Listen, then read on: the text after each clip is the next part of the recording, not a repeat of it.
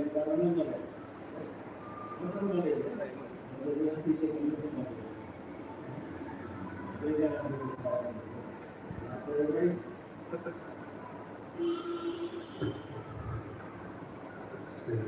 वासुदेव विमलामृत धाम वास नारायणं नरकतारणनामधेयम्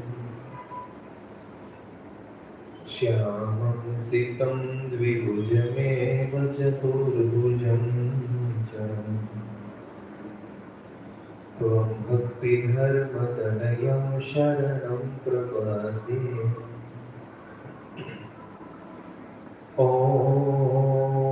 अवतारिणे श्री स्वामीनारायणाय नमो नमः। ओम श्री सच्चिदानंद स्वामिने नमो नमः। ओम श्री हरिकृष्णाय नमो नमः। ओम श्री घनश्यामाय नीलकंठाय नमो नमः। स्वामीनारायण सूर्य काले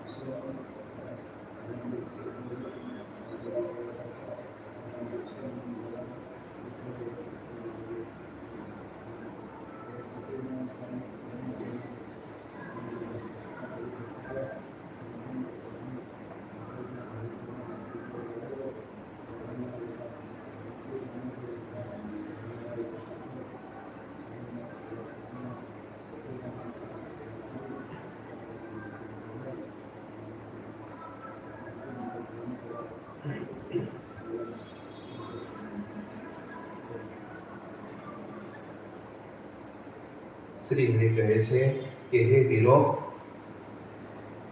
तमारे मोक्ष जोईतो होय तो खड़खड़िया तीर्थमां स्नान करो तो तमारी मुक्ति थशे अने अनेक जन्मना करेला पाप बळीने भस्म थई जशे। आ प्रमाणे वीरो खड़खड़िया तीर्थमां स्नान करी अने पोताना मोक्षने सुधारे छे।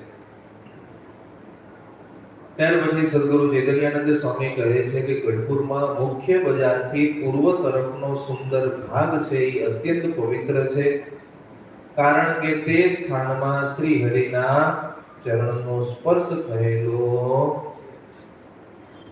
अने ए जग्याए नागमालानो वंडो हतो। दुखने निवारनारा श्री हरिए त्यां एक अद्भुत अने आश्चर्यकारी चरित्र पण करेલું છે। नागमालाए त्यां घास भरवा माटे गोदाम जेवुं एक मकान बनाव्યું, वखार जेने આપણે કહીએ ત્યાં ઘાસ ભરે પૂળા। પોતાના ભાગ્યા ખેડૂતોને રહેવા માટેના પણ ઘર બનાવડાવ્યા। ત્યાં એક ઘરમાં શુદ્ધ હૃદયવાળા પ્રેમજીભાઈ નામે કુંભાર જ્ઞાતિના સત્સંગી પોતાના કુટુંબ સાથે રહેતા હતા। બન્યું એવું કે એક રાતે એક ભૂત થયેલો ગંધર્વ પોતાની પત્ની સાથે ગ્રામ સ્વર મૂર્છનાના અનુસંધાન સહિત સારા સારા પદ ગાવા લાગ્યો। કોના ઘરની બહાર? આ પ્રેમજીભાઈ કુંભારના ઘરની બહાર। કઈ જગ્યા છે? તો કે નાગમાલાનો વંડો છે એની બાજુમાં ત્યાં ખેડૂતના ભાગિયાના ઘર બનાવ્યા છે। એમાંથી પ્રેમજીભાઈ નામના ભાગિયા ખેડૂત હતા, એ કુંભાર જ્ઞાતિના હતા। એ કુટુંબ સાથે જે ઘરમાં રહેતા હતા એની બહાર આ ઘટના ઘટી। એટલે પ્રેમજીભાઈ તો ભૂતથી ડરી ગયા। કુટુંબ સાથે પોતાના ઘરમાંથી બહાર નીકળી ગયા. ઘરમાં આવો અચાનક અવાજ આવે એટલે બીક લાગે, એટલે બહાર નીકળી ગયા અને ઘરની બહાર આખી રાત ઊંઘ્યા વિના વિતાવી. પોતાનું ઘર છે પણ પોતાના ઘરમાં રાત વિતાવવા શક્તિમાન થતા નથી. એટલે પ્રેમજીભાઈએ કંટાળી અને છેલ્લે બધું જ વૃત્તાંત ઘરના ધણી, તો ભાડુઆત કહેવાય ને, એટલે માલિક કોણ હતું? નાગમાલા, એટલે એણે મકાન બનાવ્યા હતા. એટલે માલિકને વાત કરી. નાગમાલા ભગવાનના ભક્ત હતા એટલે એમણે બીજે દિવસે સવારે શ્રી હરિ પાસે જઈ અને બધી વાત કરી.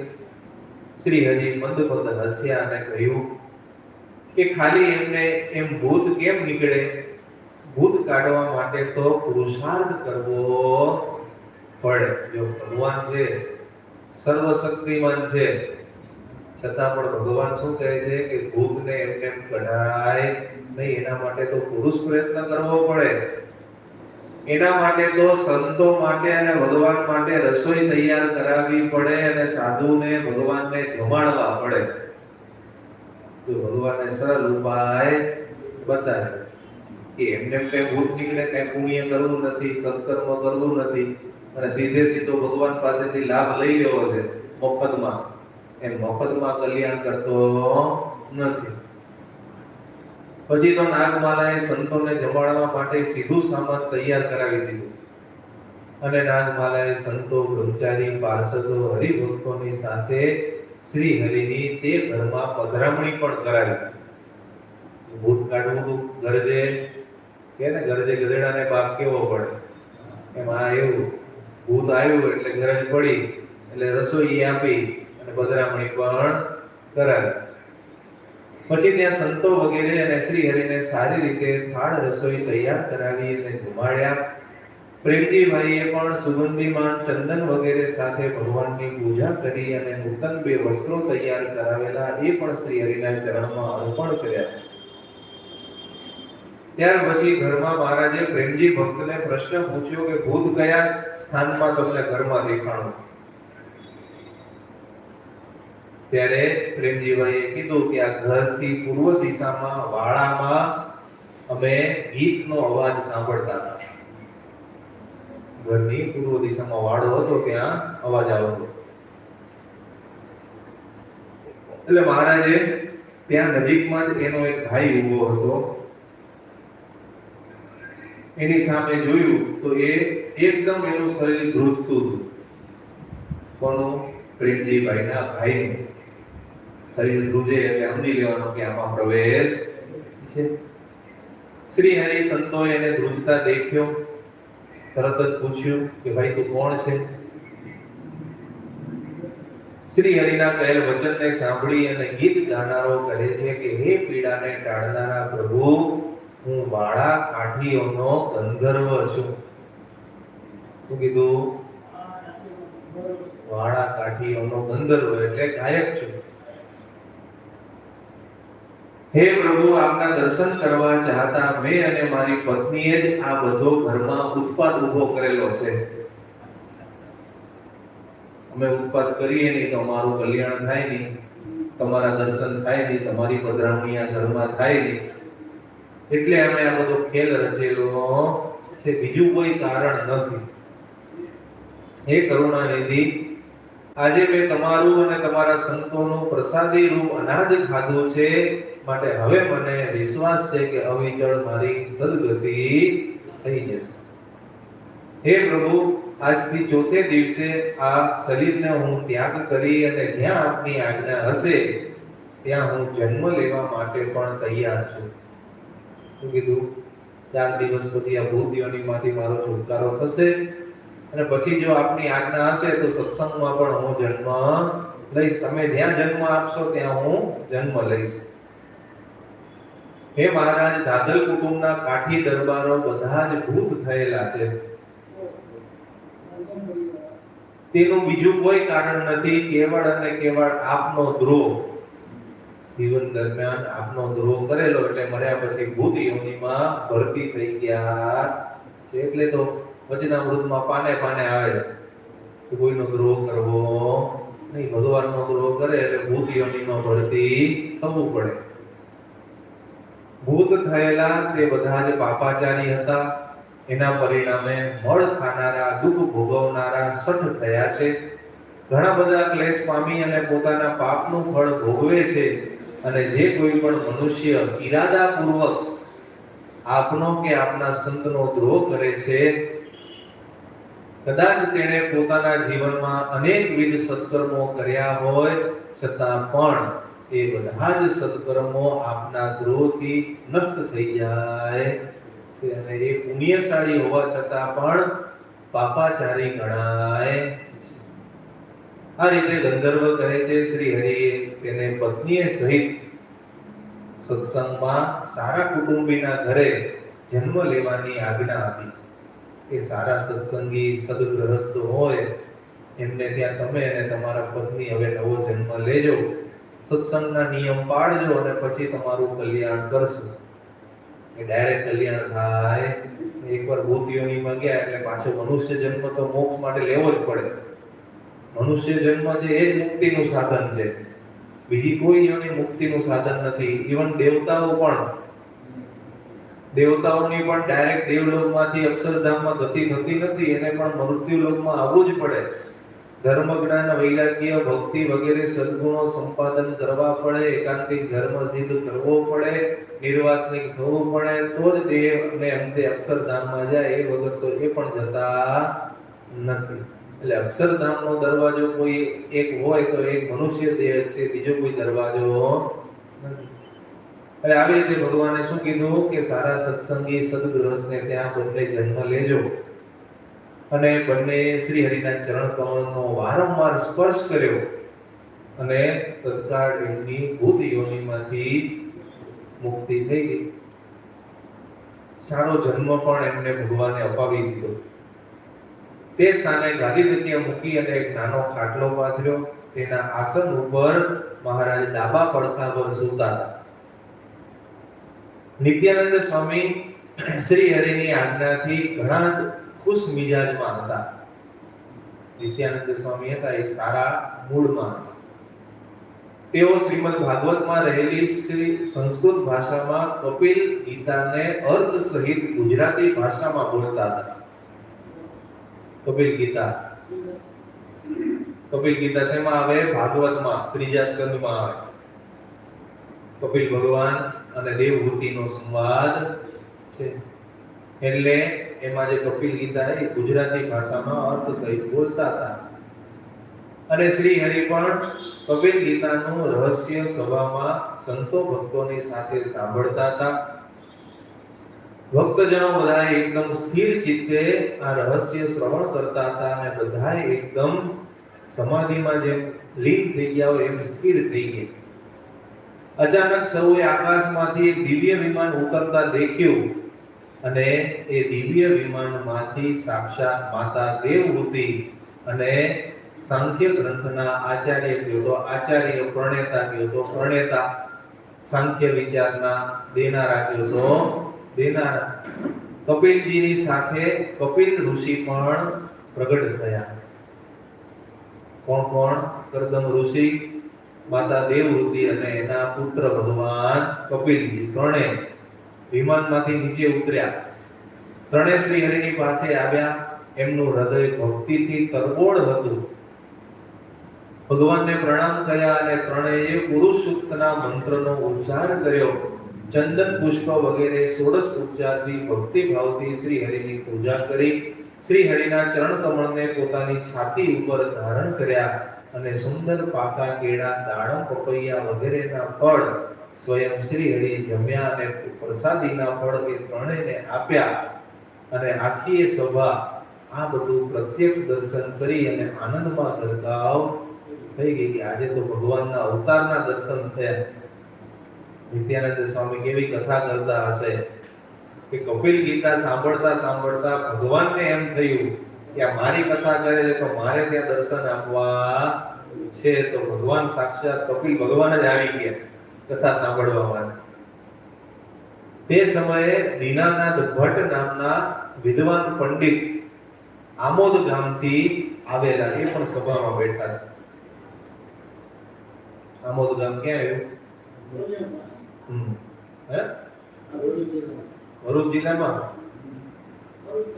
એટલે એમણે પણ આ બધું જોયું અને આ ચરિત્ર એ એના જીવનમાં પરિવર્તન લાવે છે અને એના કારણે દીનાનાથ ભટ્ટને ભગવાનના સ્વરૂપનો દ્રઢ નિશ્ચય થયો. અત્યાર સુધી નિશ્ચય હતો પણ અડગ નિશ્ચય હતો નહીં, પણ આ સભામાં આ બધું જોયું કારણ કે એ પોતે ભાગવતના પ્રકાંડ પંડિત હતા અને આપણા શાસ્ત્રમાં એવું લખાણું કે એમને 18,000 ભાગવતના બધા જ સંસ્કૃતના શ્લોકો કંઠસ્થ હતા. એટલે ભાગવતના રહસ્યને તો જાણતા હતા, કપિલ ભગવાનને ઓળખતા હતા, આ બધા પાત્રો શાસ્ત્રમાં વારંવાર સાંભળ્યા હોય એટલે એમણે આ બધું પ્રત્યક્ષ જોયું એટલે એને ભગવાનનો નિશ્ચય થઈ ગયો કે આ સ્વામિનારાયણ જે ભગવાન સર્વોપરી છે. શ્રી હરિએ દીનાનાથ ભટ્ટને કહ્યું કે આપણે તમારી પાસે એક શાસ્ત્રની રચના કરાવવી છે, માટે તમે અહીંયા એકાંતમાં રોકાઓ, ગઢપુરમાં જ રોકાઓ, આમોદ જશો નહીં. પછી દીનાનાથ ભટ્ટને શ્રી હરિએ આજ્ઞા કરી એટલે 3 માસ સુધી ત્યાં રહ્યા અને એક મનોહર શાસ્ત્રની એમણે રચના કરી. શ્રી હરિ તેમને રાજી રાખવા માટે દરરોજ ત્યાં પધારતા. 3 મહિના સુધી 90 દિવસ સુધી ભગવાન ત્યાં આવતા. દીનાનાથ ભટ્ટને કંઈ મુશ્કેલી હોય તો પૂછતા. સમગ્ર શાસ્ત્રોના રહસ્યને સમજનારા પંડિતોને ગર્વને ઉતારનારા નિત્યાનંદ સ્વામી પણ ત્યાં આવતા અને દીનાનાથ ભટ્ટને કંઈ શાસ્ત્ર સંબંધી મૂંઝવણ હોય તો એ મૂંઝવણ દૂર કરતા. આવી રીતે ગઢપુરની સમગ્ર ભૂમિ શ્રી હરિના ચરણારવિંદના રજકણોના સંબંધ વાણી હોવાથી અતિશય પુણ્યશાળી છે. અગ્નિનો તણકલો જેમ તમામ રૂના ઢગલાને એક સાથે બાળી નાખવા માટે સમર્થ છે, એમ ગઢપુરની ધરતી અનેક પ્રકારના પામર અને પતિત લોકોના પાપ પુંજોને નષ્ટ કરવામાં શક્તિમાન છે. માટે ગઢપુર તુલ્ય બીજી કોઈ ભૂમિ આવતી નથી.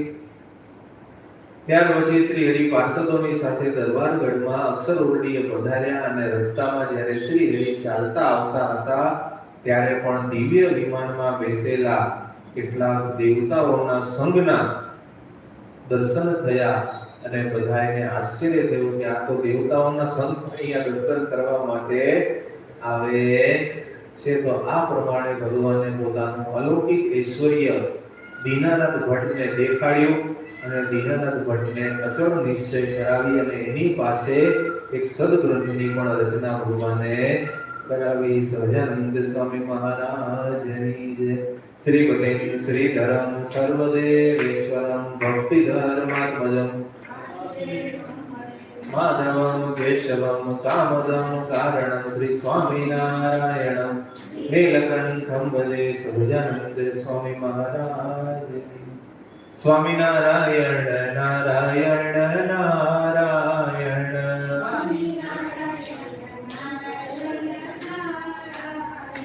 સ્વામિનારાયણ નારાયણ નારાયણ સ્વામિનારાયણ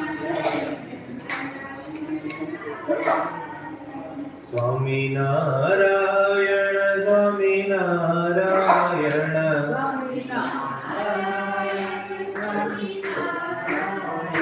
સ્વામિનારાયણ નારાયણ નારાયણ.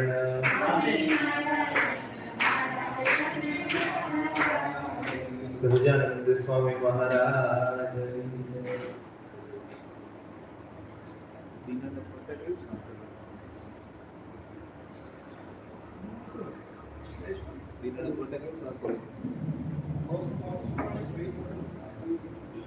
અમોલ ગામના કેવા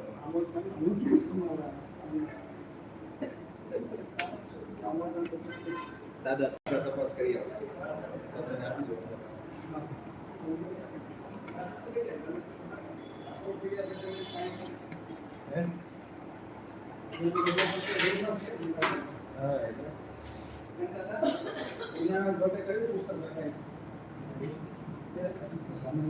સ્વામી કહે છે કે દાદા લેસન આપો.